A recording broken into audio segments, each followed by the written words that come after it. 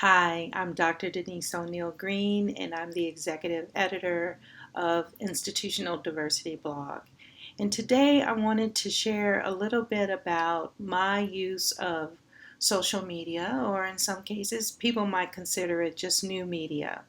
When I arrived in Canada, I ended up not having any kind of professional base. I moved here from the States, and obviously, being in the States and working there for many years, I had a pretty broad and deep professional connection with many of my colleagues. But when I arrived in Canada, I essentially was starting over. So, how I began to develop a base was actually to turn to social media.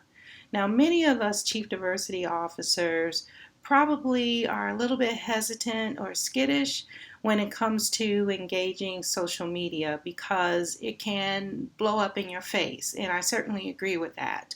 But recently I had a retreat for my staff, and we brought in Kendra Cotton, who is a social media specialist and entrepreneur, and she shared with us so many different ways that we could actually leverage new media, social media for diversity and inclusion professionals. And it was quite wonderful. I also wanted to share and underscore that both Kendra and I have written a book chapter together to actually articulate how chief diversity officers can leverage social media or new media to expand their social capital in being diversity and inclusion professionals. So I would really recommend that you take a look at that book chapter.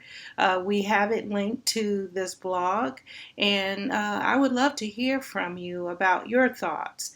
But a few things I do want to underscore. LinkedIn. I started taking LinkedIn very seriously, connecting with different people in Canada, specifically in the Greater Toronto area. In that way, I've been able to connect and branch out in an exponential way, unlike if I were doing it face to face or by phone call or by going to different events, receptions, conferences. You know how that rat race can go and how being on that treadmill just to connect with different individuals can be. So I was able to do that. Secondly, I actually jumped in and seriously started using my Twitter account. And now I have over 800 followers. Not to say that all of them look at every one of my tweets, but it again has been a way to connect with other diversity and inclusion professionals within Canada, but also back to colleagues in the US and even gaining newer colleagues in the US along with Canada. And then I guess finally, I would say this institutional diversity block that I've set up. I started it seriously, contributing to it in 2013, and I can only say that the hard work is beginning to pay off. So again, LinkedIn, Twitter, and your own blog to put forward your ideas, your thoughts, and connect with other professionals. So I hope that's been helpful.